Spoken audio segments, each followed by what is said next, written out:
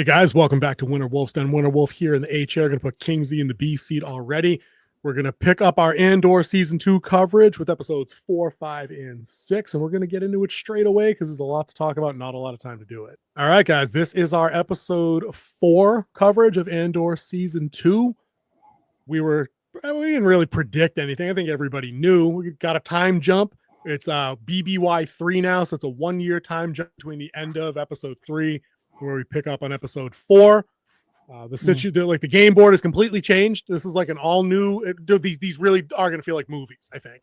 Yeah, a whole new set of circumstances. Of course, we have character carryover. They didn't really introduce anybody major new besides the people on the Gorman front. But I mean, they're kind of bit players. You know what I mean? Our main cast is still our main cast. So I thought that's kind of cool to see them a year later. But the world has changed, and I think they did a pretty good job picking up where they left off episode 3 a year later. Like there's some logical fallout, especially with Bix. I think that's going to be a nasty thrust that wrapped up nicely in episode 6, but I don't think she's out of the woods yet. But what did you think of episode 4 overall? Did you think it picked up where it left off nicely, or was it too jarring, too broken? One of the things I really like about this series is that it keeps you embedded in the timeline, and they use the official timeline markers, which is BBY. I mean, even we use an official marker. We have BC and AD. I'm not doing that BCE crap. It is BC and AD. It's been that for thousands of years. It's going to stay that for thousands of more years. And I like that they have the mark as the Battle of Yavin. I think that is a good mark in the Star Wars. It's where they destroy the first Death Star. I think that is a good mark. That's when the rebellion actually becomes a viable threat to the Empire. Oh yeah, they're on the map right then and there. I think you're right about marking it on the screen for you at the beginning of the episode. It's like stamp. Here you are. Here's the timestamp in the video description. It's basically that. It's telling you exactly where it's picking up. So I like that as well. And it's during the next one will be 2, and then it'll be 1, and then it'll be like then you go into Rogue One. That's kind of funny. You want to throw like a quick prediction how the last episode of Andor season 2 ends? Like we know how it slides into from Rogue One into A New Hope. How do you think this is going to wrap up and slide into the beginning of Rogue One? I think it would be cool if we pick up right where he's walking with that guy, or he does the job with the guy he fails at the beginning of Rogue One. All right, dude, that's pretty slick. I forgot about that. They probably will do that. Right into the New Hope. At the end of Rogue One, I think it would be the perfect slide into Rogue One if they did that. And just to roll it back to like what we're talking about here, they kind of already hint that Andor has definitely progressed to the point where those kind of things are happening, where the reason he's super hyper protective of Bix isn't specifically because of her capture and her torture or the SA scene from the previous episode. It's because they were doing a job in that in-between section between chapters 1 and 2, where their cover was blown, apparently, and an Imperial soldier saw her face, and Andor had to go ahead and put him down. And it was a boy, so someone of younger guy. Yeah. So there was some depth to that part there, which I think is a nice touch. So it got me thinking when I was watching the first episode. I'm like, at some point, Bix has to die. Why so? Because we don't see her in Rogue One. Because one, she's not in Rogue One, and 2, he gets romantically interested in the girl in Rogue One. Oh, and Jin. That's true. Yeah. So but that doesn't mean she has to die. It could just mean she leaves the rebellion. It means that she finds someone else. I think she dies. It would make dies weak as hell. And I think her and Luthen Rail are going to sacrifice themselves. Yeah. I had that thought about Luthen myself earlier as I was kind of reviewing who he is through season 1 and what we've seen of him so far. And I really tried to dig into some of those epic level speeches that he's like, and those retorts that he gives sometimes about sacrifice and duty. And he had a banger of a line in one of these 3 episodes somewhere. I think it was in this one where he visits Bix. Was this the one where he visits Bix in the episode? No, that would be episode 5. Okay, I'll hold off on that then. But he had a great line that he delivered to her about what it means, that what the struggle really means, and like what the purpose is. I could totally see him Rogue One-ing himself right into a reactor explosion or something crazy. If there's no other options, he's obviously the chess master, the spy master. He's not trying to expose himself to risk because he actually the puppet master. I just used like 3 masters in like no time. The only thing I didn't do was like the PGA masters. and that one other kind of master, but we're not talking about that. It's distasteful. But they did a lot of stuff here. I think one of the coolest things they did here, and I'm going to give them credit, because they rolled back on one of my big complaints from the first 3 episodes, where how we initially get to Chandrilla and they over-invested, in my opinion, in developing that culture, that world building. We had a big old segment on that with all the wedding stuff and kind of the customs and things. When we get to Gorman, right away, I like the setting because it straight up felt like it was out of like a World War II movie with like Resistance France or Resistance Italy. That's exactly the same vibe I got, was the French Resistance. Exactly. Even the music felt very, very French peasantry building kind of thing, like secret compartments. Did I guarantee they do some Anne Frank shit at some point? You know, because I don't think we're done on Gorman in 7. No, I think Gorman's going to be the point of interest during this whole thing, like Phalix was in season 1. So I think we're going to get people hiding in basements, Inglorious Bastard style or something. At one point or another, they're going to do that. So I like that entire vibe. They even went so far as to capture like the color scheme of those old movies, all the muted colors that the Resistance guys and gals were wearing, like the beiges and the browns, the boots, beret, the vest, the beret, right? Some of their accents were heavily French, right? They weren't really hiding it. Even the architecture of like the city and stuff has a very French feel to it. Like they're trying to put you in France. Oh, dude. A mission accomplished on that one. They nailed that. But they took it a step further for me, like I was just starting this segment up. They rolled back the amount of, hey, look at us. This is a different planet, a different culture kind of thing. Like like when you have greetings and departures where they kind of touch the chest and wave out. And then at the public meeting, the one guy that was kind of really riling up against the Empire building that armory, he gave him the whole hand on the forearm, which is only a minor, you know, a little different than the one we use. A little bit. It's 25% different, as Star Wars is fond of doing. But like, that's what I was talking about that was overdone in those first 3, where they way oversold on the music, the dance, the ritual. And I get that it was a wedding, but it was still too much. Here, they grounded a couple of little things, a little bit about the history with like the great houses of the designers, the fabric making, the Webberies. I'm like, okay, these were little bits and pieces here, they're everywhere. That's all I needed, dude, because now I know what Gorman is. I know Gorman now, like I know Tatooine, like I know Hoth. Very effective. What did you think of the rest of the World War II vibe there? Yeah, I liked the way they built Gorman. Like they gave us the video that kind of introduced the planet back in the chapter 1. Here in chapter 2, it's just they're moving forward. Like the blockade's already there. You have the tragedy that happened when Grand Moff Tarkin showed up. They dropped his name, and there was a huge massacre, which you'll find out more about that in a later episode. So I'm liking how it's built, how they have like listening devices, because you have that in this first one. And now let me talk to you about this. I know these are your 2 most hated characters in the whole series. So let me stop you right there. The first note is, did I not ask for Mom to be gone? But sitting there listening to their conversation, I'm like, he's doing that on purpose. Like the way the lines he's dropping, like I see no threat here on Gorman and stuff like that.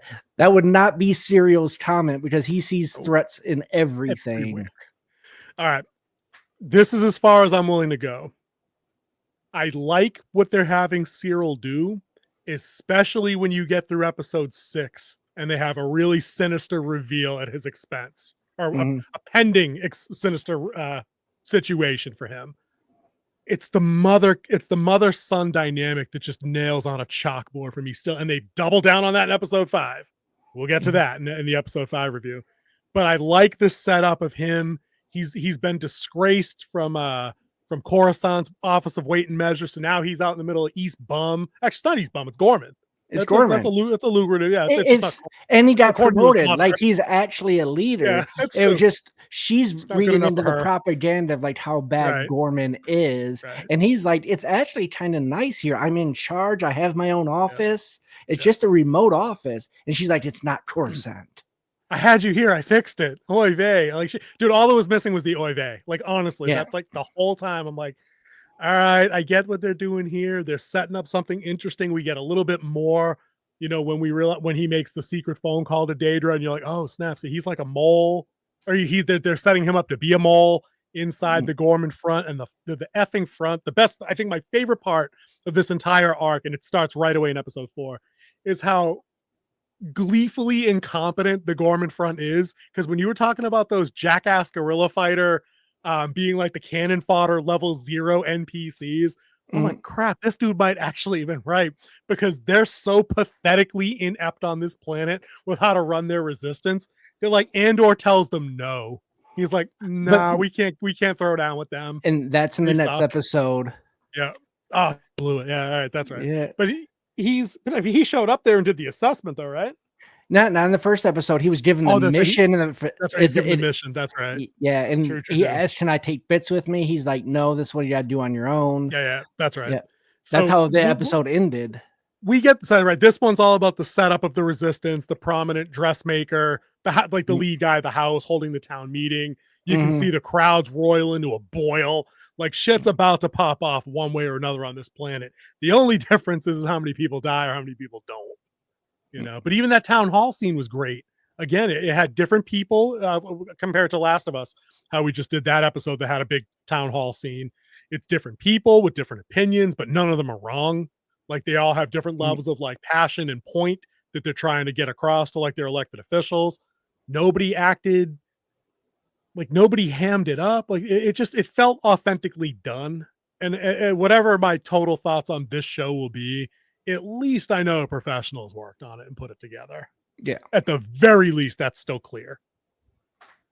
You know? I think this was a good episode to start off chapter 2. It's that introductory paragraph, you could say, that puts you back into the world. One, because there's a time jump, so you need to be put back in the world. You're going to have this with each one of these weekly drops, is that you're going to have that first one that's going to put you back in the world in the time frame that they're at and what's going on.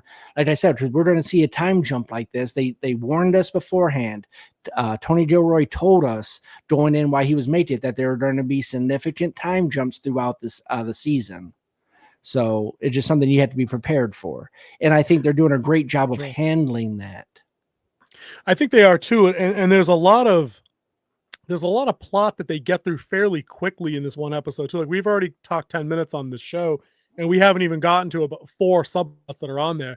With Mon Mothma losing support in the Senate, like it's already starting. We can see votes slipping away from her position of opposition to the Emperor. Like people, like allies, are like, you're confusing security with criminality at one point, and everybody's finding a reason not to stand.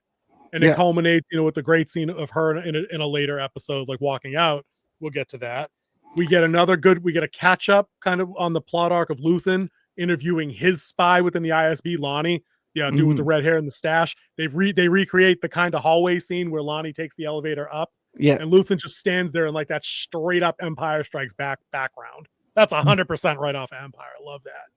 And there's a couple of more too. We get the kid that was with Brasso and them on Rebel Moon World, Wilmon. He's been turfed to Saw Gerrera's team. That was until episode 2. Really? Yep. No, I got because that was the end. That was the end of episode 2. Breaking Bad New Lab. I think they have scenes in all 3. They set him up with the lab in this one. The second one is where he's training the dude, and isn't the third one where the big thing goes down? I swear I had that on the right page. The third one is he's training him and the big thing goes down. The second one is he's there with Force Whitaker's cast and crew. Huh. Oh, I jumped that on the wrong page then. Yeah, well, anyway, so that's a plot. But anyway, in this block of episodes, that's another subplot that's going on.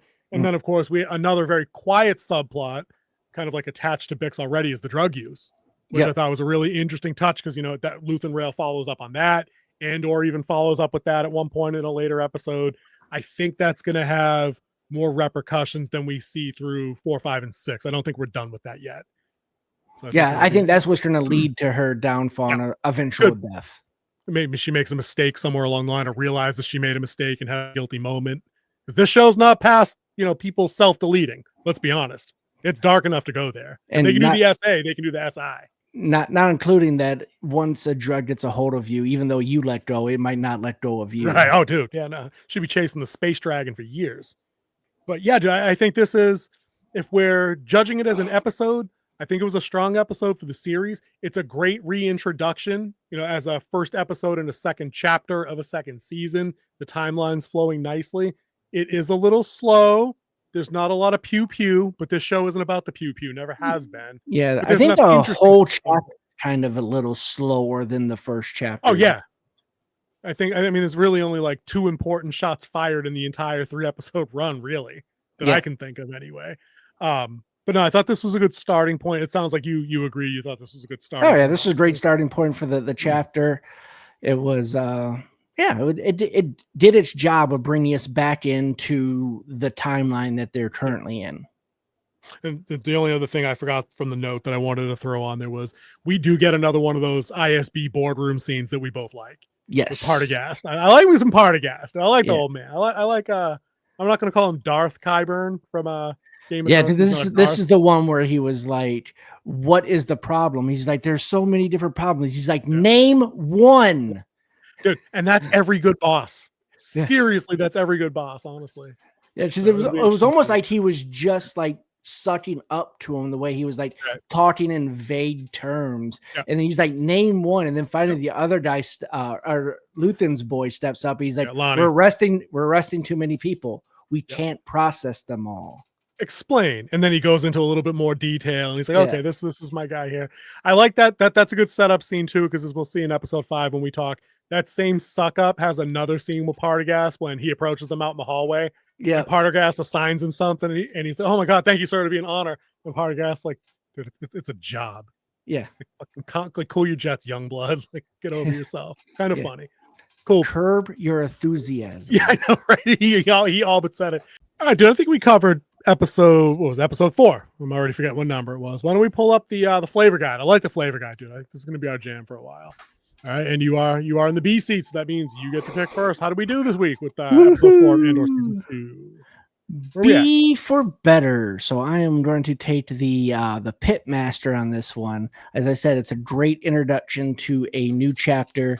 It's going to set up the whole rest of the chapter, and I think it does exactly what it needs to do. It doesn't need to be too flashy. It doesn't need to be too in depth. It tells you exactly where everybody's at this current moment, and then it will proceed and everything ties together nicely. So this is the type of episode you need to do something like that to hold a 3 episode arc and stuff. All right. I'm going to come in a little lower, but not much. I'm going to come in low and slow, but I'm going to give it the 7. I'm going to go on the high side of that. A little bit of sauce might have been needed just to kind of perk things up. I'm all right with the slow build, but there is a point where it just does kind of drag in the middle. Maybe a slightly more menacing Imperial presence up front. They didn't have to get actively, pew pew with the blasters, but maybe they could have harassed maybe the people protesting in the town center. I think something's going to pop off there. By the way, I didn't include that. I think something ugly is going to repeat some Tarkin-like stuff that we talked about in a later episode. But I think maybe if there was just a little bit more menace there, because as it is, we don't see the Empire do Empire stuff in this episode or anywhere in this block to anybody except Cyril. And then, I think that's it. So they're kind of absent, even though they're present. They're just building the fortress, and that's it. So I got to take a little bit off, but again, not bad. 7's a good score. It's a good place to be. Just look at this chart. You just need a little bit of sauce, cooking low and slow. I think that'll do it for me. You're gonna go with the 7 on that. All right. Well, we'll see you in the next one. And that brings us, boys and girls, to Andor episode 5, as we got to break that down now. We're gonna keep this train moving right along. Andor season 2, episode 5, midpoint of the 3-episode block. Yep. Business definitely picks up as it tends to in a show that kind of defines itself in 3-episode blocks or mini blocks of 2, like last season. We get in this one, the big shift here is Cassian's now an active player in the game on Gorman. Mm-hmm. He reluctantly takes Luthen's job to kind of go out there and assess a contact who we know as the rich head of the house that kind of wants to bankroll the resistance effort out there. And that all goes a certain way. We can talk about that with some, in some detail. We get a little bit more with Bix and her kind of slow decline into like apathy and drug use. She's kind of dumping on the apartment a little bit. She's kind of sitting around watching reality TV, which I'll point out and say I really hate that almost as much as I hate Cyril and Bix. And then I figured it out, dude. Star Wars isn't supposed to feel like any kind of direct modern day analog to like Western world living. That's the thing. I don't care if that might be some shit they might watch on TV. I don't want to know. It's the same reason I didn't like the techno music on Chandrilla. I get that a culture could have that, but it's automatically immersion breaking for me. It's a sticking point for me.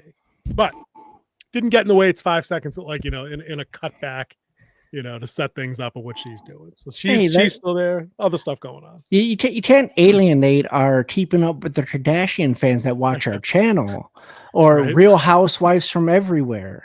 I know. We have Real Housewives of Brackenfield 6, or Keeping Up with the Glorkdashians. Yeah, that would be something that Star Wars would do, surely. Keeping Up with the Palpatines. Yeah, dude. Oh my, dude, I can see that in my head. Actually, we should probably spoof that. That might actually work. We might have to script that. All right, somebody clip that and send it to us so we can go ahead and get straight to work on that. What really goes on here is the Andor stuff. I think is main. That's all I got on the notes. Really, is him assessing their eagerness, their ability, like basically poking holes in their security protocols every which way from the minute he gets there. Because we get that great setup scene where like he accepts his orders, they give him his identity of who he is, his background. He's committing all this shit to memory and inserting himself as the young up-and-comer designer on Gorman. And from the minute he gets there, they all think they're like super slick Cold War secret agents, and he's like, nah, dog. No. So I think that's kind of the gist of all the really the good on the rebel side of things. On the flip side, we get more with Dedra and Cyril, and we see that relationship is still about as interesting as a grilled cheese. Like I liked it. I think it was perfect for who he is. It's the perfect relationship for him.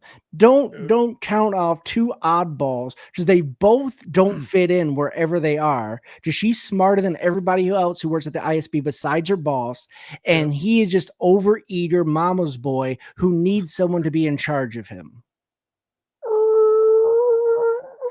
The whole thing, dude. If they ever do a Star Trek Next Generation revival, they could cast this woman to be Data, like without a doubt, because she has no emotions, none. What was Whoopi's character? Guinan. Yep, she would be the new Guinan. No way, dude. Guinan smiled and laughed and could tell a joke. She's no shot. This chick plays Guinan. Data. She's a robot. Maybe a Klingon at best. I don't know. Maybe a Vulcan. Not a Vulcan, a Romulan. She'd make a good Romulan. Romulan, there we go. Yeah, Romulan. Sneaky, conspiratorial, cunning. Yeah, she could be a Romulan. Data could be a Romulan. But like, Uncle Harlow to go with her. Dude, I know, right? Harlow. That's it. Harlow. There's the spoiler alert, guys. King Z called it.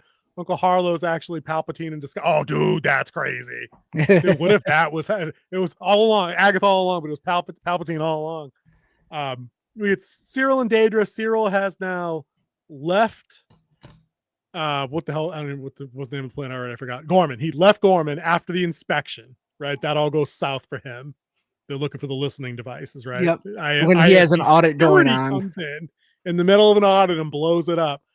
But as we know, probably all for appearances. Except there actually was a listening device there, right? Because the rebels at the same time are like eagerly trying to shut shit off to avoid detection. Like on a reverse trace or whatever. Let's call them the underground. Let's not call them.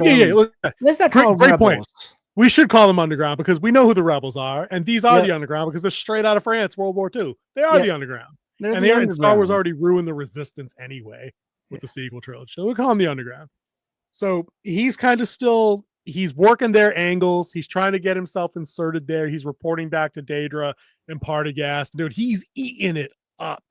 He's like, yes, sir. Well, we could do this, and then we're going to do that, and then this is the first move. And then we realize what they were really referring to in episode 4 when Dedra was talking about you need reliable insurgents on Gorman. She wasn't talking about installing operatives to do stuff like that. She meant like we're basically just going to let these idiots hang themselves. Yep. Like just giving them a gentle nudge in the right direction. I'm like, okay. Nicely done, guys. And that's Nicely why done. he was talking so freely, and then he'd get invited in, he would see like one of them, He's and then sympathetic. he can pull the strings from the inside for the ISB. He's Right. what you would call a mole. Does he mold his way in there? Right. Now over under on how many more episodes before Cyril goes native and actually joins these idiots, because that's coming.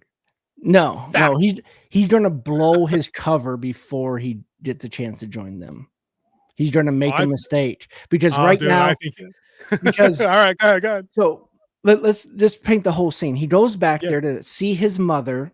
He goes back to their apartment, and they're cereal. like, he goes back. He was not eating cereal. He had cereal at one point. I heard it pour in the bowl. He did.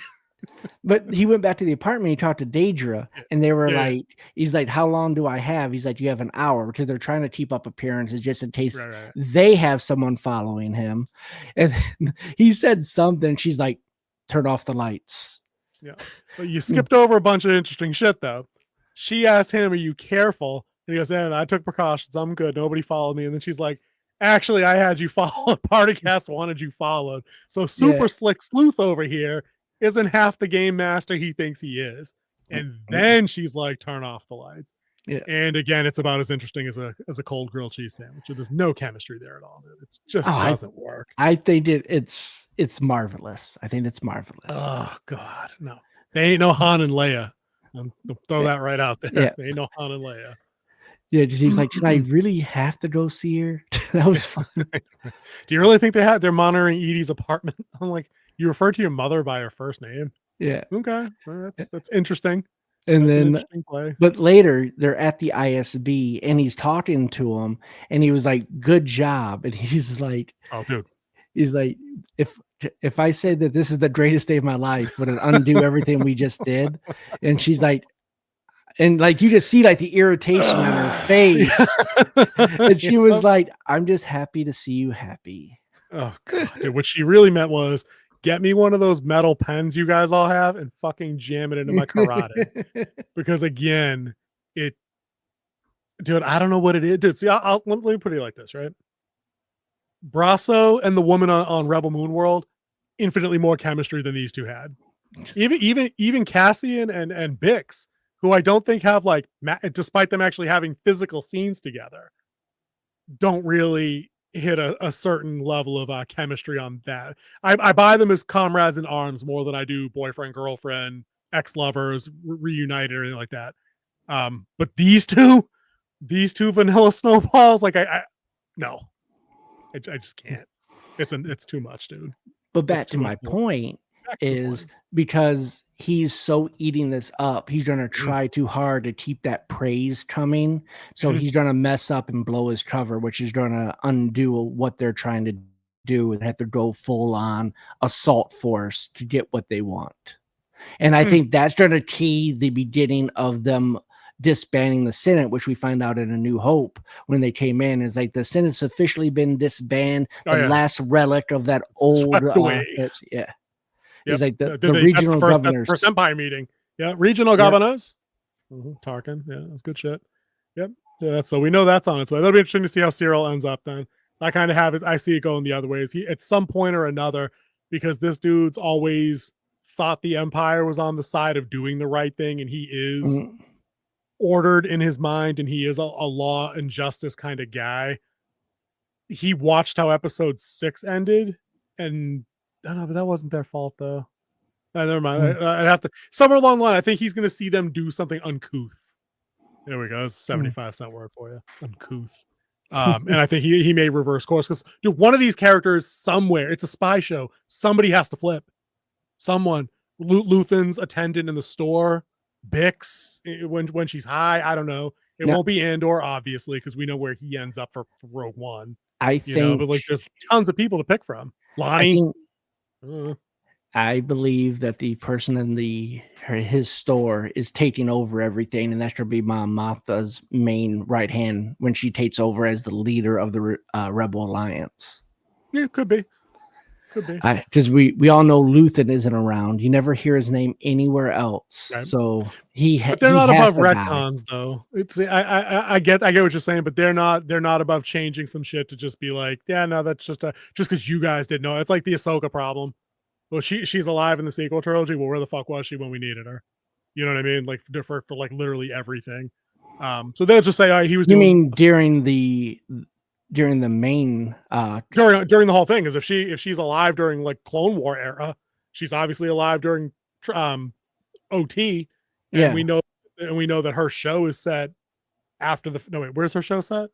Her show's set right after the fall of the Empire. Right, so between 6 and 7, so she is still alive for sequel trilogy. Where were you on that one? We don't know because remember it was 30 years in between these 6 and 7. She could have died in that 30 years. True. I suppose that's true. I'm still going to hold her accountable on the original trilogy then. But it's that problem is we don't know whether or not, like they could write him in if they wanted to. They could retcon him in. The last thing he could say would be to give the orders that start Rogue One, or however they would want to write that in. So they're not out of the woods for accountability on that yet. But what else did we get missed on episode 5? I feel like there was a lot of the stuff with Andor and back and forth with the Gorman front, but what else is there? So Luthen Rail shows up and talks to Bix, and that's when he talks to her about the drugs that she's on. She's like, I just take it to sleep. And he's like, be careful with this. I need you fixed. Mm-hmm. And he's like, I was going to have you do a weapon analysis. Weapon evaluation. Yep, something like that. Yep. Weapon assessment. He's like, but I changed my mind. Mm-hmm. And then he talks about like fond memories of that apartment. And she's like bashing the apartment. Dude, let's talk about Luthen Rail in that scene, right? My man goes over there like he's the caring, compassionate grandfather type and not like the ruthless, cold-blooded boss of like resistance cell type. He went there to see how jammed up this chick was. Period. End of discussion. That was not a wellness check by any means on him to her. And we know that later when he confronts Andor about the visit. They got a great exchange. I don't remember if it was in this episode or in 6. It was like it was in 6. He goes, yeah, I was hoping she didn't tell you about the visit. It would have been more interesting that way. Now you both disappointed me. I'm like, okay, that's pretty savage. You need these people to work for you, dude. Maybe you don't punk them every opportunity. Just saying. No, he's just trying to keep them on their game because he made a huge mistake by coming to the store. Oh, dude, massive at that point. And he called him on it too. But that's the next episode. Yeah, we'll get to that. Let me just give you. Let me do a cut here real quick. I want to review the note page. I feel like we're missing something big on that episode. Unless you got something that you want to touch on. There really wasn't a lot of stuff on Gorman. Much in this one. Like the main part was Andor meeting everyone and talking to them. I think the only other thing we missed, and I bring it up here because it has a big payoff at the end of the next episode, is the bit where Clea, that's Luthen Rail's like shop attendant, rebel assistant lady, she hears in a microphone in a bug that they planted in Gangster Skullman's gallery and like a piece they sold him. That's the guy that basically married his son to Mom Mothma's daughter, just as a refresher, right? They're having a problem with another piece. They detected a forgery. So this dude flies off the handle and wants the whole collection double checked, rechecked, triple checked, re-audited, reassessed, the whole 9. And now they're shitting bricks because they're like, well, wait a minute, there's like a giant ass Imperial party tomorrow or whatever with this gallery present. Like, what are we supposed to do? So they basically have a major argument where we can see Luthen cracking here. It's like an extension of that earlier scene where he's like, there's just too much damn information floating around. And he basically says the same thing the Partagas guys were complaining about. So we see like these logistical issues for both sides. But now they have to plot how they can get into this guy's private art gallery with all kinds of gangster security and high-level hobnobbing, shoulder rubbing 1%ers around. How can we do this? And there's a big payoff in episode 6 that we'll get to. But I like that because again, this is spy stuff. Like they have to do some Mission Impossible, Ocean's 11. And it felt like Ocean's 11 really at one point when she's like trying to undo what she does. But I usually think that these are the scenes that I'd cut because they go nowhere. But it was a great setup for a really fun payoff that comes later. Yeah. I think it worked out pretty well. you needed something for them to do instead of just kind of Yeah. they would have just been floating during this arc if they didn't have some type of tension, because you had Andor with his mission, you had Bix and what's going on with her. Yeah, for personal. Yeah. You have Willits, who's the third of that Bix Andor team, who's kind of doing his own thing now, doing what his dad taught him how to do. And I love how he doesn't refer to who taught him how to do what he does. So I think that is like it says something, because his dad was tortured to death and then hung. Yep. So slapping. they needed something other than them just arguing in the shop like they did in the last one. They still had their arguments, but it led to them doing something. And I think that's what they needed for them. Just like Mon Mothma even has her trying to get the vote through, and she gets shut down. Yep. No, and again, those are those scenes where I think that people that want more of the pew pew on the show don't recognize, like, not everybody on this show is a commando. And, you know, Mon Mothma was never picking up a gun and going ham. You're never getting the Punisher scene with Mon Mothma. Like, why would you need that? You know? And Luthen Rail's 147 years old. We know he can handle himself, because when him and Andor get pinned down when they first meet in season 1, we know he can arrive and do things and handle himself. He's a space fighter pilot. So he had to weaponize his ship to get out of a jam in season 1. So we like know twice. that's what I'm saying. It's like, we know he can pop off when he needs to, but he's 155. I don't need to see that. What I need to have him see is exactly the kind of stuff we're going through. He's pushing and testing his people. He's having arguments with Clea, who is his right hand. Andor's not his right hand guy. Might be his top operative, but Clea is his right hand. His logistics chick, his comms person, his sounding board. If she screws him over, rebellion done. Toast. Get it. So I think you're right. If they just had arguments for the sake of having arguments that don't push the story anywhere, then it really is just noise, and that's the scene you cut. And it also plays into how you said how he's old, is like he's losing stuff in his mind. There's too much information. They have this same problem that the ISB's having, processing everything. It's getting almost too big for like one or two people to handle. Like they need to build their council of the rebels, which, I mean, they have Mon Mothma. She's the inside of the Senate. He has people everywhere. It's just that he needs someone who more people he can just trust, fire and forget people, as we say it in the military, that you give them a mission and then they're going to go and they're going to complete autonomous. it. Yeah, exactly right. I think that's a useful use of time for both of those arcs, whether it's Partagast and Deirdre having their scenes where they're setting up, you know, a tier of plans above what Cyril knows about. And that's see, I love that. That's lurking in the background. I love that. I can't wait to see where that goes. That's probably the thing I want most. That's the key to security, is compartmentalizing information. Just because you have a need to know doesn't mean you have the right to know. There's this thing with clearance. When I had say you have a secret clearance, just because you have a secret clearance doesn't mean you get to read all the secret information out there. If you don't have a need to know that, then you don't get access to it. They have compartments like that. Above secret, when you get to like top secret, they have like different compartments and stuff like that, and everything's all compartmentalized, and you have to have access to it. And then if there's a program, say there's a top secret program, you have to be read in on that program for you to learn about it. If not, you don't get any information on that. You can't work on it until you're read in, which is granting you permission into that compartment. Right. And as far as Cyril goes, he's somewhere down here. You know what I mean? Partagast is somewhere here. Data is somewhere in the middle. And then there's above Partagast. He's not like VP of operations here. Yeah. Think of you have your specialist. Your specialist needs to know what he's doing. Your sergeant needs to know what he's doing, and the other 4 other people under him. Then your commander needs to know what everybody's doing. And then above them, say, in this case, the Emperor, he needs to know the big chessboard, but he doesn't need to know what that specialist is doing. Right. That's what the captain's for. Yep.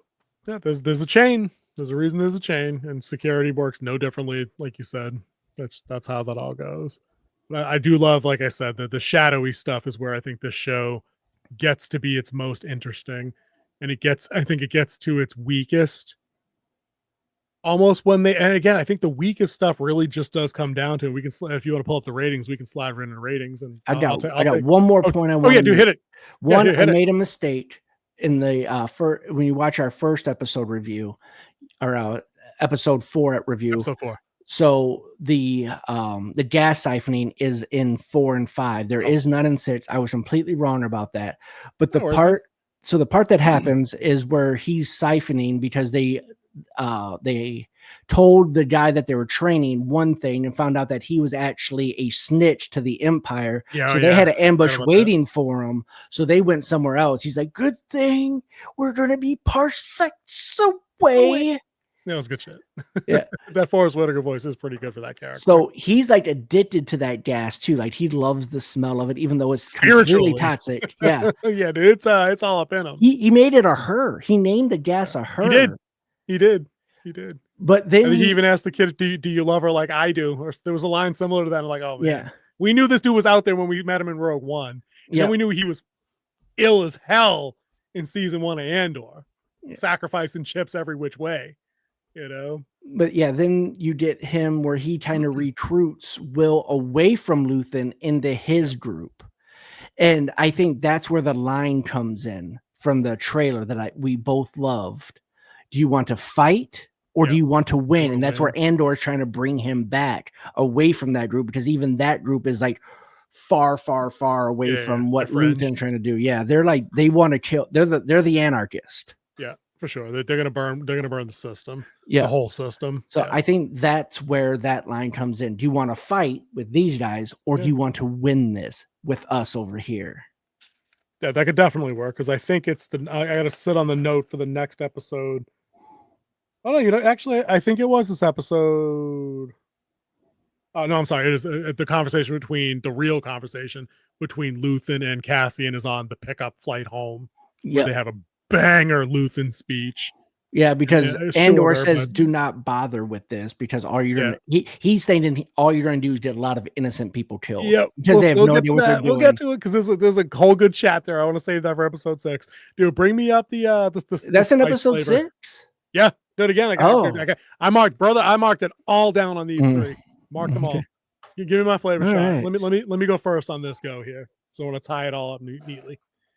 This one for me, I'm going to go a little higher. I'm going to give this one an 8, because it does move everything effectively along. We see everything taking shape here in all the right ways, whether it's Cyril and Daedra, whether it's Daedra and the ISB, whether it's the other flunkies at the ISB in their limited time. I love that inclusion of the threat level midnight stuff for Luthen and Clea. They're going to have to uncover the bug situation and get it out of Skulldun's collection, like on the clock with eyes on them. Like, it's not as simple as smashing a warehouse and taking the thing and leaving a copy. Like, there's going to be a precious situation for that. So that's all good stuff there. And I did like the stuff that we got with the everything that happened, like with the Gorman front. It continues that World War II vibe. They're assessing the environment to figure out what they can do. So I vibed a little bit more with this one. I'm definitely, I can't give it a 9.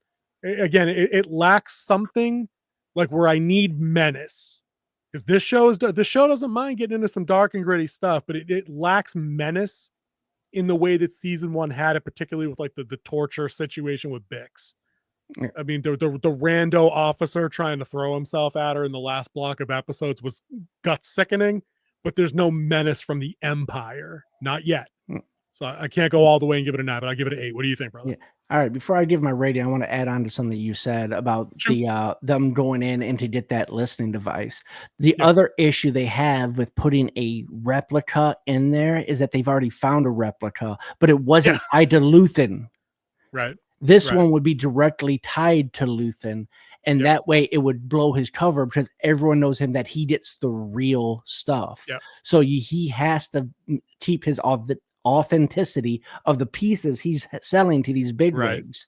So it's important that you have to get the bug out without tampering with the piece itself, because of his reputation. And then if he loses reputation, he won't have that in. He wouldn't be invited to parties like this anymore. Right. He wouldn't be invited to the high wedding. Level society. Right. Yeah. He's like society. Yeah, he's that guy you want in. So I think that played quite well with that.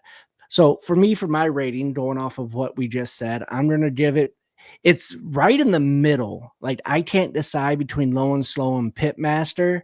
I think this is where we'll throw it in the smoker with its sauce, and it fits right in there, that 7.5 area. Okay, taking it down just a little bit lower, but it makes sense.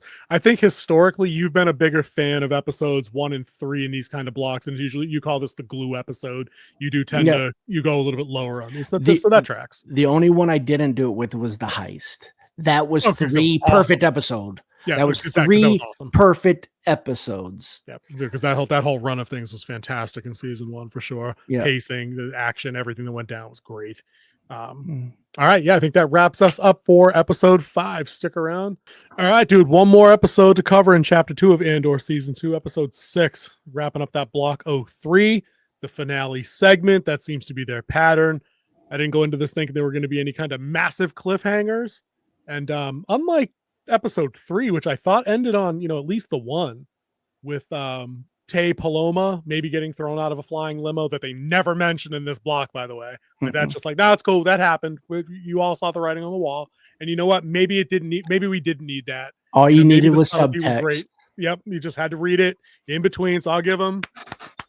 That's what we keep clamoring on and complaining about when they don't do stuff and they hit the nail on the head. They didn't hit the nail on the head. As much as I wanted to see his drunk ass get thrown out of that limo, it would have just been funny. Like, that would have been okay. Problem solved. Right. Problem staying solved. A little bit of this. There we go. Oh no, he fell. I don't know. Like, it was just like that. But this episode wraps things up in a nice, neat little bow. I would suggest that the finale scene almost wraps things up a little too easily, too on the nose. I'm talking, of course, about the Bix slow-mo walking away in front of the explosion scene. I don't know. Don't look back. Don't walk away. Right? Did you see my tagline, by the way? I thought that was pretty clever with the whole World War II. Saving Private Andor. I'm just saying, it's not the most clever, but I tried. Had a busy day. But we're gonna do these in reverse because we weren't doing beat by beat anyway. But there was, of the whole episode, the Bix Andor scene at the end rubbed me really the wrong way. I'm not gonna dump on the episode because it was good. Great episode. The wrap up with the Gorman front, the Luthen rail Andor stuff was all really strong. A lot of good stuff. But this last segment, it's wrong for this show in all the wrong ways because, again, I said in episodes 4 and 5, the Empire lacks menace, and they continue to lack menace through this episode. Bix walks into an Imperial facility, right?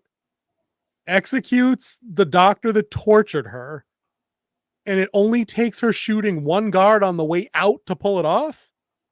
And then Andor does the Dark Knight Joker thing and clicks the button, and like the floor in the big building explodes. It wasn't even all that great of an explosion. The Daredevil explosion in his apartment was better than that. So she needed whatever they had. And that was just a grenade. Dude, apparently that was just a grenade. Like your typical, what's a grenade? An M65? Is that the typical anti-personnel grenade? Like that's what they had? Blew up the whole floor. Blew up the whole floor. Dude, Matt needs to find a new place to live. Ooh, right, dude, done. Building condemned. We got to call in power, water. Probably some structural Ghostbusters losing the top couple floors of the high rise. Yes, like Dana Barre's apartment went up. That was Matt Murdock's apartment. This is a little bit, and good. You know what? Maybe he didn't want to hurt the business that operated on the other side of the building. Maybe that was Andor's play because we see him get a soft spot for some people. And I can justify this and why it was. Okay. They set it up in episode 2 where he's talking to him and he's like, they want us to move our good, like the Emperor's found use in our good doctor and doesn't just want him to be an ISB asset. Meaning he's moving out of the. It's like the Navy provided a old building for them. So he was moving in. Base. Wasn't on the base. Right. Okay, so it wasn't like a level 6 detention center. No, they're just starting lockdown. Yeah, they're just starting to set this up. Right. So it gave them the end they needed. All right, dude, you know, I promise you now, over the week, I'll find some time. I will make the graphic that says it's the King Z reminder of the week, and we'll get like a little, it's like the more you know, right? I will do up that graphic, and every time you point out some bullshit like that, I'll be like, okay, click, and we'll just run it, because that's exactly right. That's the great thing about this show is that there is no throwaway dialogue. It's true. I should know that even by now. even their jokes or telling something about the past ties into something later or that they're referring to before.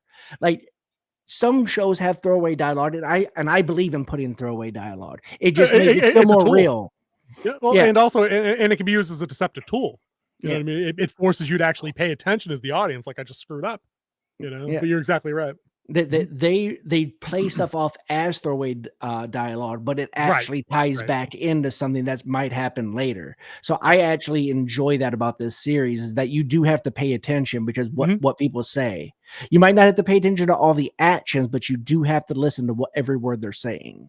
Yeah, no, that was a bit like on further review. You're exactly right. That's exactly how that went down.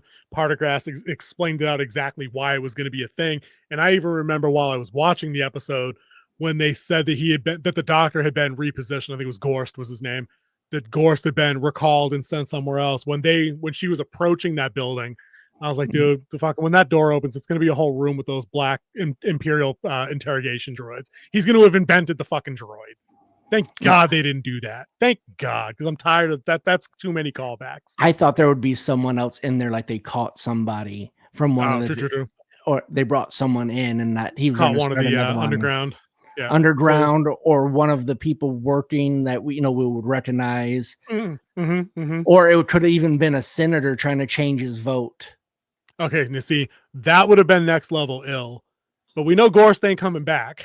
So that's a wrap. So hopefully he kept really good notes, because didn't end well for him. And I thought that was, and again, they had some really good sound design with this part too. Is she wrestles the headset onto him. We get a look at his face through like an observation window. So when the machine actually goes on, he starts hearing the sounds. Like the expression he throws in is fucking chilling. Yeah, my and God, I love that they put the mask over him so no one would hear him yell or scream. And then, he was just all with his eyes. And then how they, like, we heard it in season 1, but they zoomed out like outside the soundproof glass, and just all you had was his expression. Yeah, exactly. Good stuff. Good shit. And we know that absolutely ruined Bix. So I'm thinking maybe the slow-mo walk goes like 10, 15 more steps, and then you hit the detonator. Like really stick it to this dude before you blow him up. But like, the slow-mo walk away in front of the fire was one thing. But let's talk about like the meat and potatoes of this one, right? Because we finally get a Luthen Rail speech conversation, right? He's picking up Andor from the failed mission on Gorman, because Andor is basically giving him the rundown. Dude, these guys aren't ready. This is too dangerous for us. They don't know what they're doing. If you agitate them, if you bring them in, they're going to get everybody fucking killed down here. But before that even happens, Luthen's talking to this dude like they're buddies. Oh, look at you, you're all dressed up. Yeah, who is this guy? Who's this guy? Like, it's basically that. And I'm like, dude, this is the same dude, right? That went to like Bix's apartment and gave her the grandpa vibes. It's like you can see him manipulate. Like he's honestly trying to manipulate fools that are already working for him. He's still trying to work them over. But Andor's grown up a lot since season 1. We saw that just how he conducted himself with the what do we call them? The underground, right? The Gorman underground. Yeah, underground. They have a name, and are they how the he Gorman kept front? Real quick, are they the Gorman front? That's what they're called on the show, I think. I think so, but I like the underground better. Underground's better. Yeah, we're gonna call them the underground for sure. But you also saw that when they were working with Jungle Commandos Left Behind, how he kept trying to talk to them and and work instead of what he would have been like in season 1, where he was still kind of new. Like he didn't actually choose to join Luthen Rail full time until the end of it all. Oh yeah, he was in prison for half the effing season. Remember? Yeah, he was in prison, and he decided to help when Luthen saved him after the first 3 episodes. Right, but then the heist happened, and then he went to jail. Then he went to jail because he was in the wrong place at the wrong time, walking, doing nothing. Going to buy groceries the morning after hooking up with some hot green chick. Orange chick. When he had all that money he made, was it 200,000 credits he made? Made. Borrowed, perhaps. I don't know. But no, that's what he was trying to get paid. Is that? That's right. That's right. He didn't steal payroll money. Yeah. Right. So here, Rail picks him up. They're having the chat on the way back. Andor warns him these guys are no good, but Luthen's dialed in, and I think his first line is like, can you imagine a planet like Gorman, wealthy, big status, in full and open rebellion? And Andor's like, what's Andor say to him in response to that? I think he says, He's like, you even really don't if care. it burns. Yeah, I wrote the hold on, I wrote the quote down because it was that good. What's he saying? He says, you don't care if they all burn. Oh no, what was no.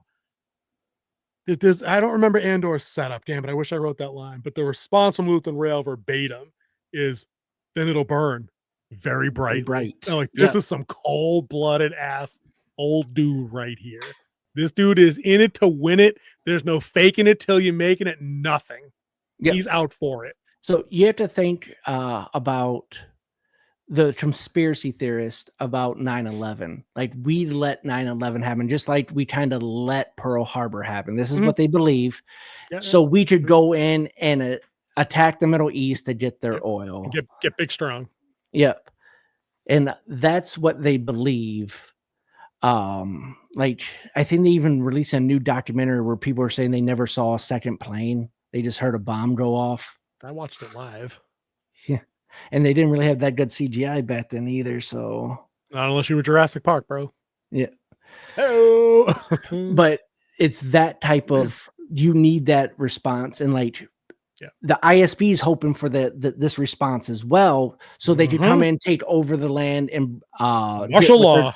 Get their was it chiron crystals, their high synthetic chiron crystal that's buried underneath. I don't remember what they called it. Remember, that's the one I said that's like the plot from the new Jedi New Dawn book, where I thought we were going to get the appearance of Kanan Jarrus. Maybe we still do, I don't know. But that was one of the main plots of the book, is the Empire has a habit of strip mining to the point of global physical collapse. Like the planet becomes unstable. They don't want the silk. They could give a shit about the fabric. Yeah, and what they're going after is what's going to power the Death Star. Right. Because that's in canon somewhere. That it's not Kyber. It's not Kyber crystal. It's something completely different. It is a crystal. You're right. It's some kind of ore. And well, that's why in Rogue One they were on Genitar, the home of the Jedi, the beginning of the Jedi, is they were getting the Kyber crystals for the giant laser. This is to power it. Although maybe it is Kyber. Then maybe it is Kyber crystal. I thought they said something different.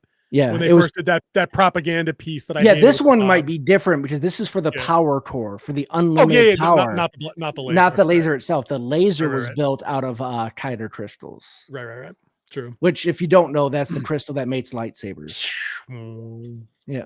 But like we saw in the end of season 1 that Andor helped build the Death Star when he was in prison. In the prison, the work detail. Yeah, when he was in prison, they were building the pieces that built the big laser dish. Yeah. There was a lot going on there for sure with them talking about Gorman, but I thought that the better line that came out of the conversation with this, and this wasn't as this, and none of it was as good as Luthen's real speech in season 1. That shit hit, but we got a lot more episodes to go through, and I bet they have a Luthen speech in episode 8, 9, 10, 12. This goes 12. So they'll give him one in like 11 or something. I guarantee. Yeah, 2 more weeks. Right. But his back and forth with Andor, and this one that was really great, is Andor is citing all the reasons why they can't do something. Why Gorman shouldn't be involved. And Rail says, "You're thinking like a thief. You're thinking too small." And Andor says, "I'm thinking like a soldier," with the implication of that's what you wanted from me. And then Rail gets right up in his grill and he's like, "I need you to think as a commander, as a leader."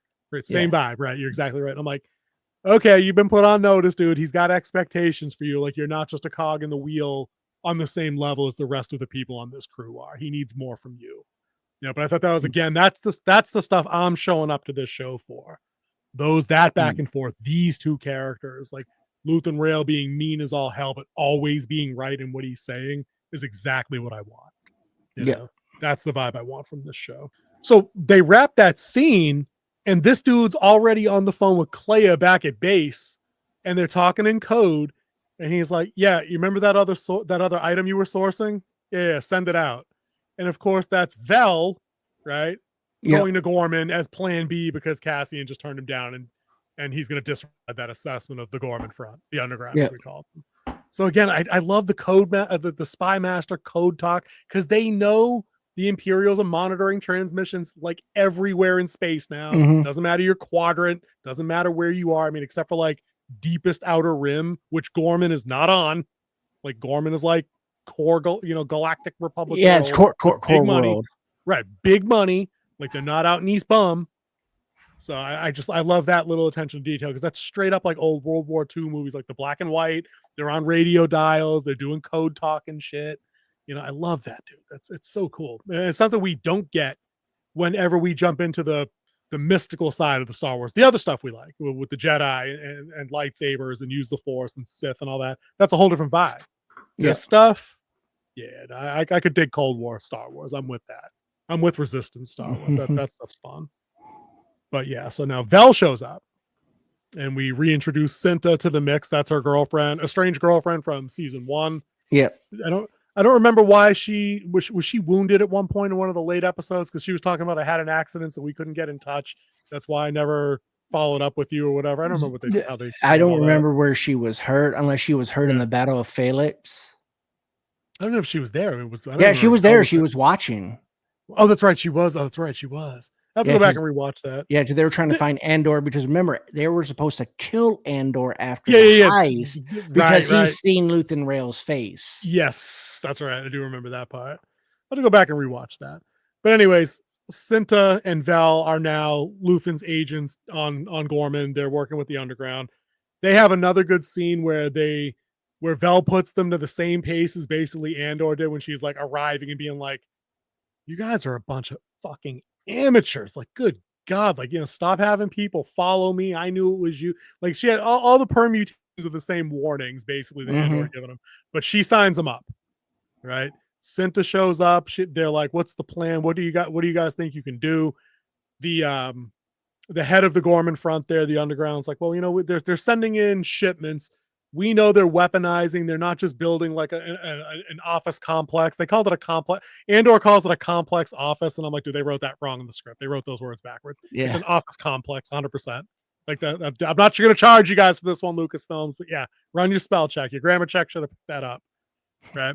It's not an office building. They're building an armory. Like, we've got rumors. We know what we know. We just need proof. So they plan another heist. And you're like, okay, because that's fun. That's what a guerrilla group would do. It's asymmetrical. Especially if you don't have weapons. Right. And they don't. Very unarmed people. Right. They're a fashion plan. Like, their whole export, they said, is this stuff. Like, we could be crippled instantly. Because everything has to be imported in. Right. And they mentioned the blockade in a couple of places. So they're like, we're gonna plan a heist. Vel and Cinta's advice and instruction, it's harsh and cold, but it's factual, it's accurate, it's on point. They're like, we're gonna get in orders, you're gonna get everyone killed.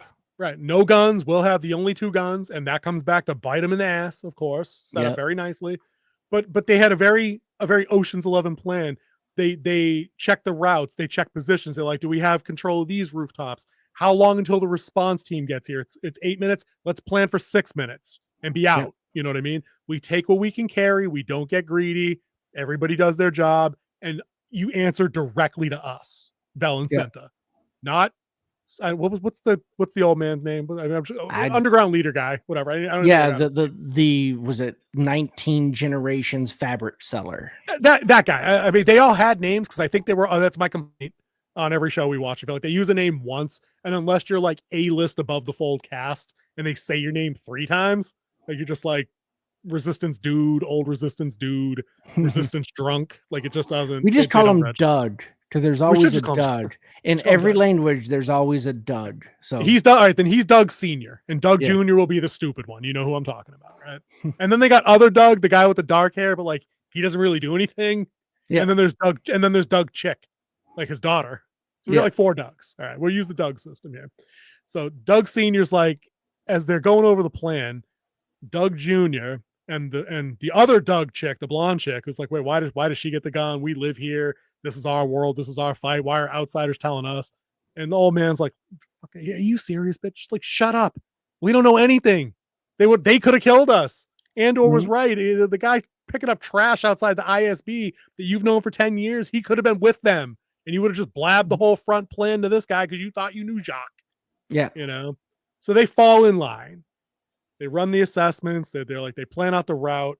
The heist scene goes down, and I thought there was some legit tension to it too. They lay out the stun mines, and I'm like, okay, Yeah, it's I going, but like I'm that they use that they use ion mines instead of an yeah. explosion, because I think that Yeah, would yeah. draw more attention. It was Oh, and it might have ruined what they wanted to take. yeah, I that's mean, true. you can Yeah. over disable a vehicle and set it on fire. Like that's a concern. But the ion mine was dope.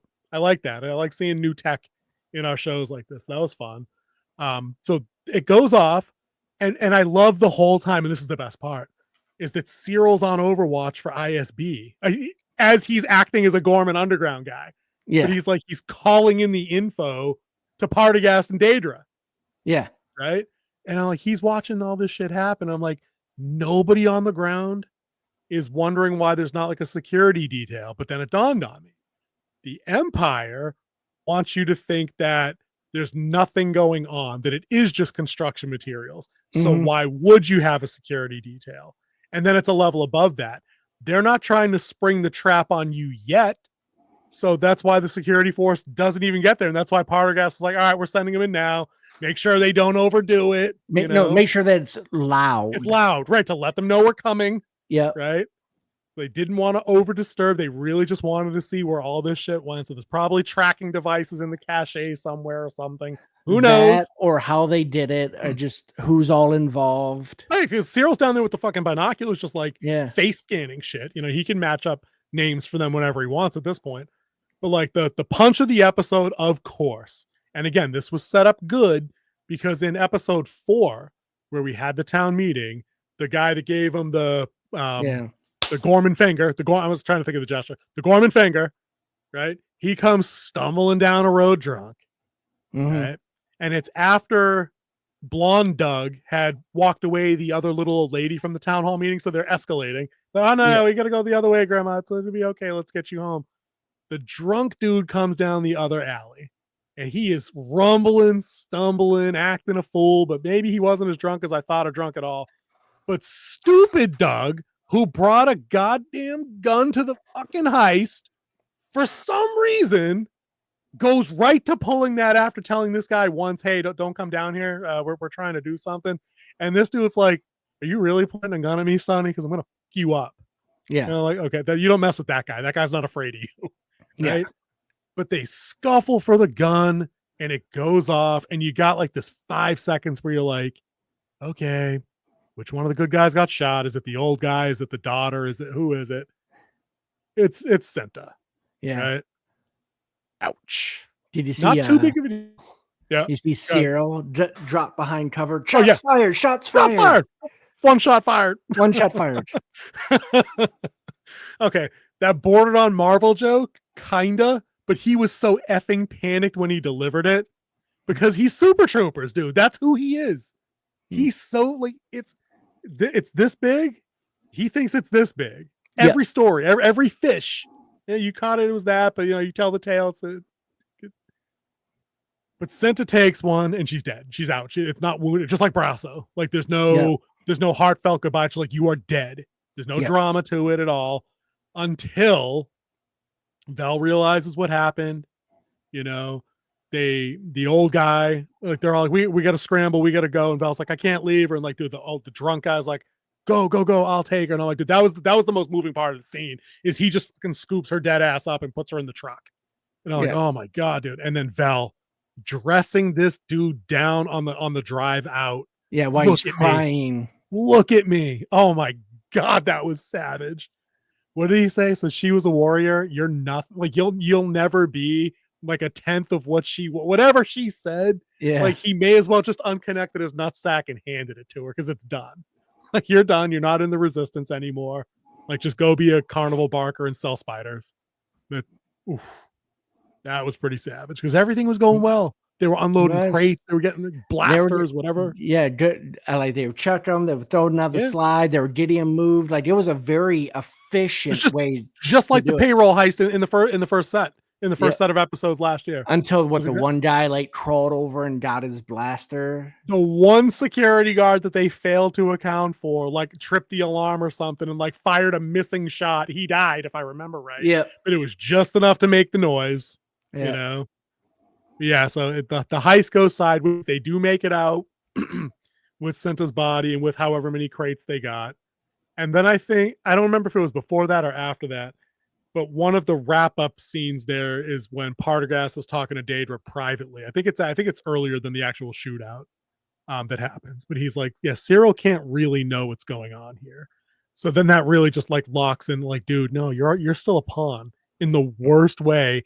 And this dude's been gaslighting you with the whole good job, Cyril. Good job. Oh my Yeah, god. he There might thinks be a that place he's for you in the ISB. he's there to hunt out the Yeah. insurgency. Instead, they're trying to start the insurgency.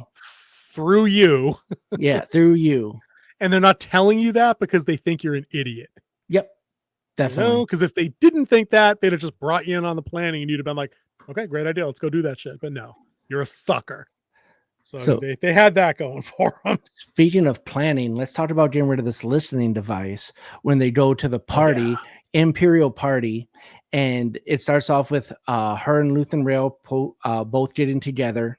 Yep. And then, of course, they're talking to people to find out what's going on, how things are set up, because they said that they're going to redo the audit of it the day after the party. So they wanted they wanted all in display. So this is their one chance to get it before it's inspected.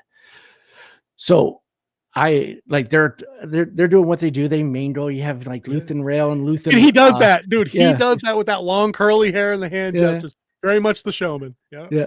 She still looks like a bitch most of the time. Yeah. And then she's talking to the curator of this guy's collection. Yeah. And it was like, did you tell Luthen? Like, no, I didn't tell Luthen. I promised you. Because when she went back to the store to find something to actually replace it, she was there and she's talking. She's like, nothing tied to Luthen at all. Not his stuff. It was something we picked up somewhere else. Promise. Yeah. And it's like, we don't want Luthen to know because, we don't want to bring down the integrity of our collection. Unwanted attention and all that other stuff. Yeah. Yeah. So she finds Lucas, redheaded guy from the ISB. Lonnie. That's it. Yeah. Lonnie. I knew it was an L. Yeah, and she's like, and she starts up and like just like giving him the backstory. It's like your wife you came in something for your wife. We're flirting. That's natural. Your friends over there are gonna believe it, and you're coming with me. And he's like, what are you doing? What this is a dangerous place. And she's like, it's two different people with me. And this like just the smile. He's like, dude. Yeah. He goes about 4 shades lighter skin than either one of us. Like all the color drops out of him. Yeah. And she turns on the only smile in 12 episodes I've seen her. And she's really pretty when she smiles. Like, honestly, she turns on the beam and she lays it out exactly like that. It's like every Black Widow scene ever in like Marvel where like Natasha's undercover and she just turns on the dazzle. And it's like, just listen, do this. It's dangerous, but I need you or we're boned. Yeah. We're all boned. That's how it's going to go down. That's a question I don't need answered. Right. It was a good setup to get them in the room where the collection is. Just to set the scene. It's a giant ass room. Yep. But it's got like 12 pedestals with different pieces on it that are probably, I don't know, 15 feet across and like a box of 15 feet. You know what I mean? Like including you had 4 columns that are in the dead center of the room. Right. But I mean, like all these pieces you could walk to like in 5 steps to connect each one. You know what I mean? Like not a giant spread out area. Yeah. And then they come in and then she's actually giving her a backstory of this piece. And it's like, and this is my favorite piece. Luthen's going to tell them that because Luthen and his group come in right behind. And who's in his group? Mother flipping director Krennic on that ass. Yep. With Mon Mothma, which them two are diabolically opposed on the way they do things. The fascism and the reference about one man's terrorist is another man's freedom fighter. Dude, Krennic hams it up a little bit here. A little bit. He did. It reminded me of the way he played in Ready Player One. Oh, that's right. That was him. That's right. Yep. He's the always bad guy. Always bad guy. Yeah. Yeah. He did ham it up there a lot too. That's right. Yep.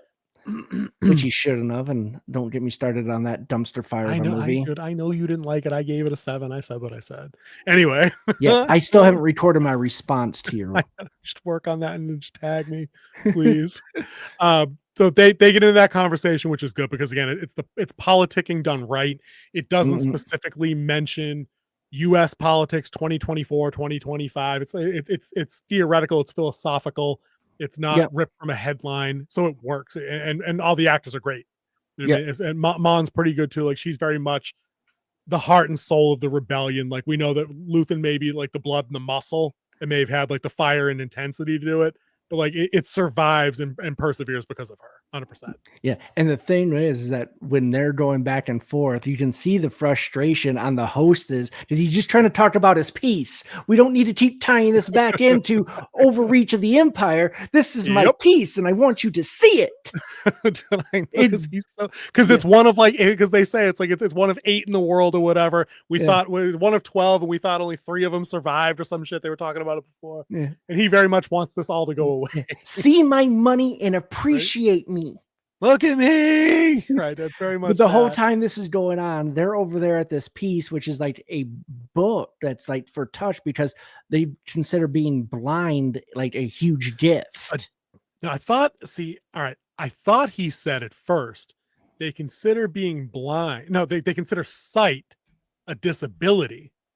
And then he gets it wrong when he recounts it when he's questioned later. And I thought that was going to be a stumbling point where he says that being blind.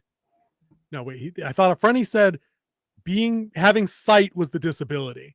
And that's why that entire race reads by touch, but by reading like with your eyes would be lesser. And then Lonnie gets it wrong later. And I thought Krennic picked up on that. I have to go back and rewatch that scene now because I thought there was something to that. But anyway, it's a giant sundial looking thing with ridges and you read with your hands. And she's very much putting in the performance to sell it. Yeah. And she's like, I'm getting out of listening to a huge microphone out of this. You're going to block their view. And he's while rubbing your hands on it. Yeah. Now move to the left. Mm-hmm. Why? He's like, you're going to get us both killed. Move to the left. And then he finally just moves to the left. And then that's all he needed to do. She unscrews this. And I thought they had super technology. Why was their listening device the size of an apple?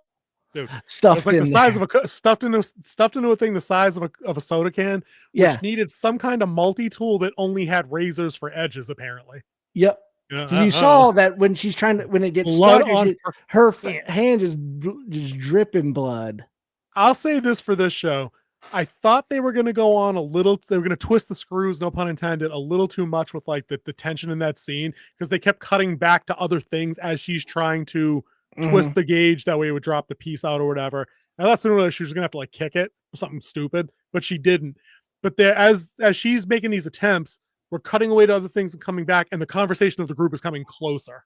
Yep. You know what I mean? They're moving from piece to piece at this point. Exactly. Because kind of like their arguments over. So now they're just enjoying the pieces. Right.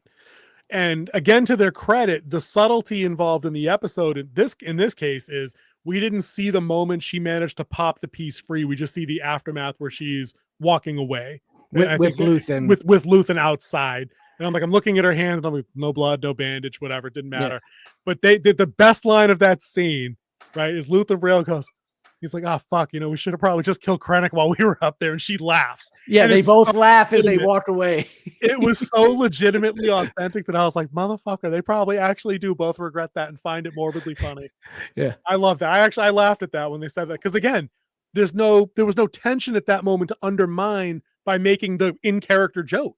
Like they had succeeded in a mission with no losses, no casualties, Andor didn't no one discovered, no asset burned. Right. They didn't have to burn Lonnie. Oh, dude, I wrote that down. Oh, I think I wrote down that Cyril's definitely a burn. He's getting the burn notice. That's going to happen at one point. But yeah, that's what I mean. Like they pulled this whole thing off. So they've earned a joke in that moment to wrap things up, even if they were using the stupid techno music again at that point. And they were. Stop it. I don't like it. But yeah, no, I thought so. It was a good finale episode to this chapter. We get 6 more to go. But as far as this one went, I thought that this was a lot of fun. This episode here. Yeah. This is also the halfway point episode. Yes. Yeah, that's a good point. So I think maybe we should have a quick 2-minute discussion then. As this is the halfway point, they've got 6 hours of time left, give or take a minute here or there. Yeah. To wrap up this is it. This is the second season's all they're doing. Yep.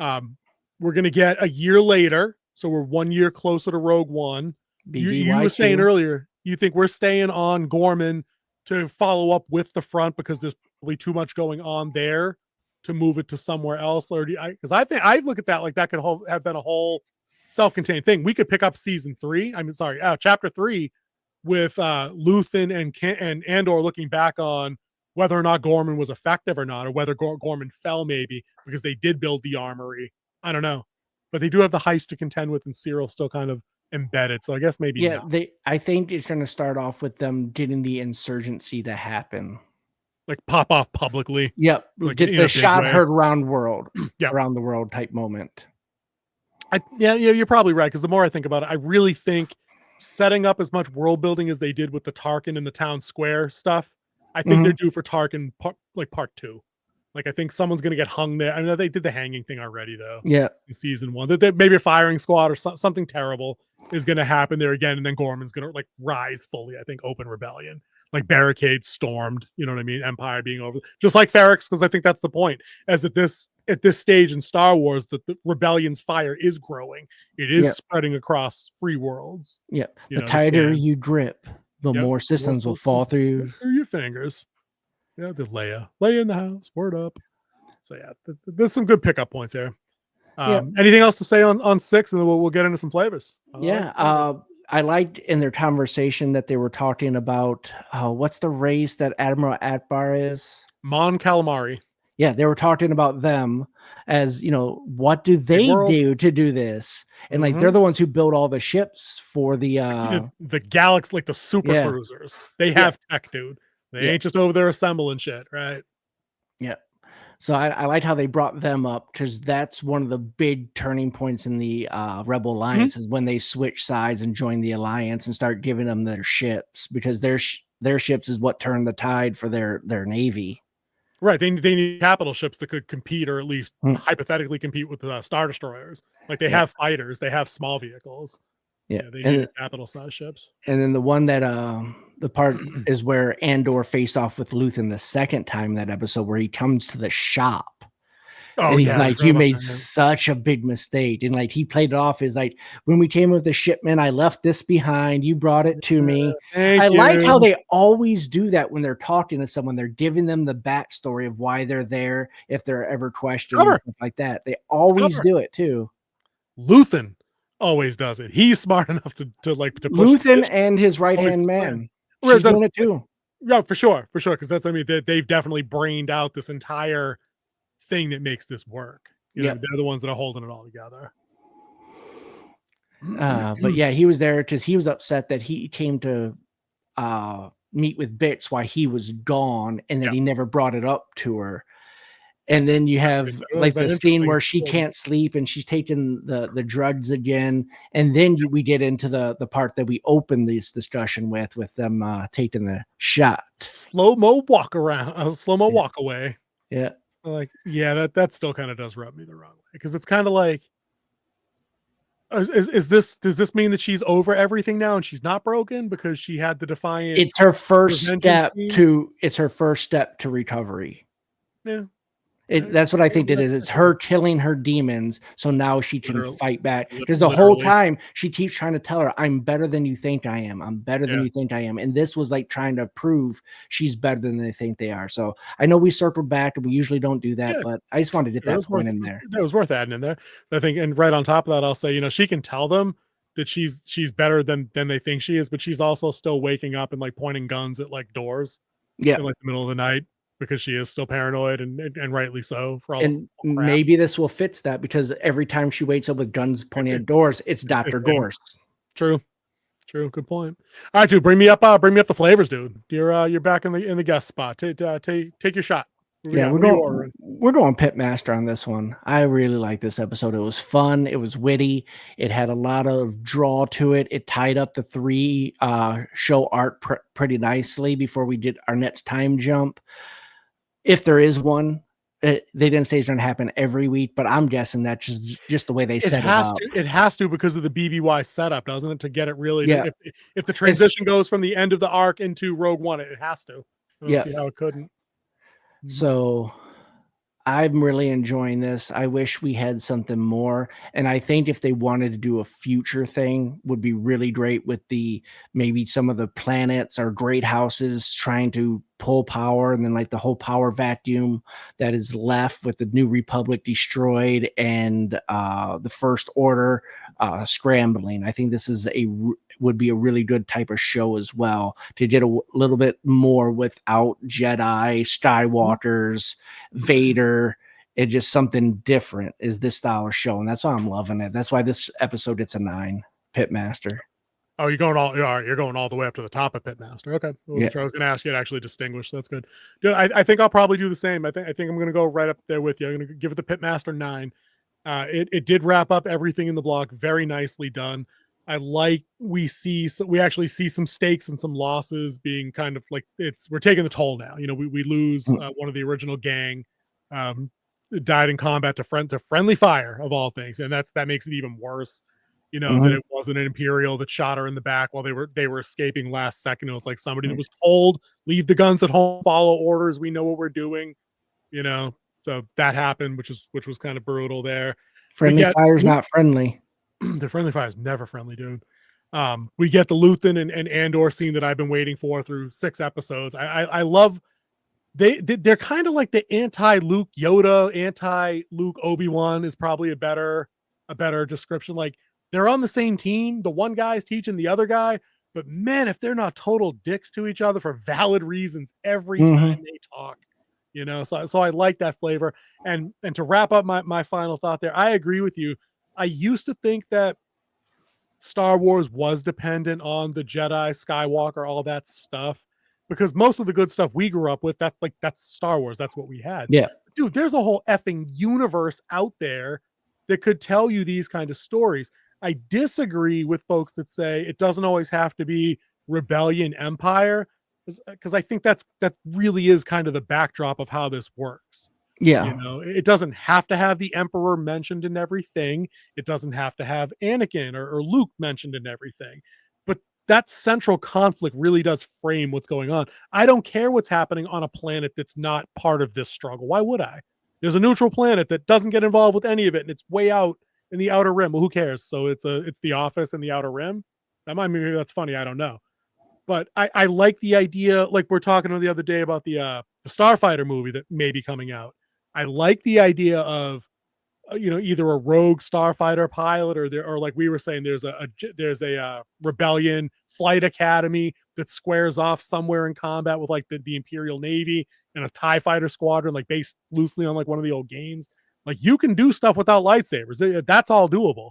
But I think you do need threat of empire, underdog rebels doing whatever morally shades of gray you want to frame your thing in. Andor does it very ambiguous shades of gray, but I could do more, light side, dark side, just kind of politically and in normal people without the Jedi stuff. I'd be down for that. So again, Andor's doing stuff for me. I wish more people were watching it so we'd get more stuff like this. But I've seen the rumored numbers on this show and what it's getting for eyeballs, and it's less than season 1, which is disappointing. I was really hoping that this would kind of kick in, because again, I see people gushing about this show that like it, and they have specifics like we've had for 6 reviews. When people gushed about the Acolyte, people never had specifics of what we like that lightsaber fight in the forest. 1 scene, 9 episodes. Like that's all you're talking about. And then you talked about politics. We've given you specific scenes, casting decisions, lines of dialogue, set design, costume design, cultural design. It's clear this is a better produced show than that. So it way better. I think it's just disappointing that eyeballs aren't on it, and it's like professionals versus kids. And then kids ain't ready for the grown-up table, writing, production, or otherwise. So it's sad, like you said on the last set of reviews, that the brand damage is just, if this isn't the proof in the pudding, that it's probably irreparably damaged, unless there's some ridiculous, Luke, Han, Leia reuniting with good CGI deep fake and get to do like actual hero stuff, or recast. That's dangerous ground. The nerds might not like that. I don't know. Sebastian Stan's just still sitting there, dude. He's right there. Anyway, all right, man. Let's get out of here, and I'll cut this up.